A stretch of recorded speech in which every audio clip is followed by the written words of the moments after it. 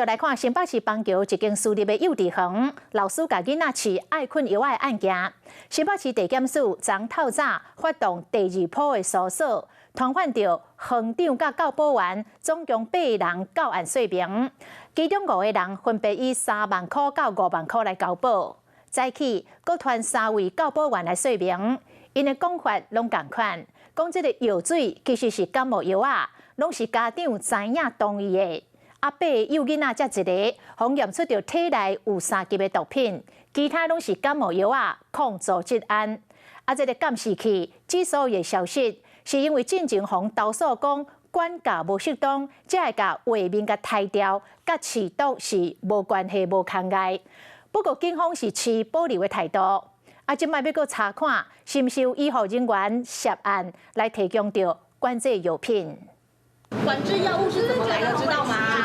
检警第2波搜索约谈的第2天，各有3位教保人员到案，包括园长在内，拢总8个人互约谈。案情嘛，敢若有伫咧混淆。有没有是老师喂药？虽然大部分的人拢讲彩虹药啊是感冒药啊，家长有同意，即马敢有一个囡仔体内互验出巴比妥，其他7个人拢是抗组织胺，是部分感冒药啊潜在看到成分。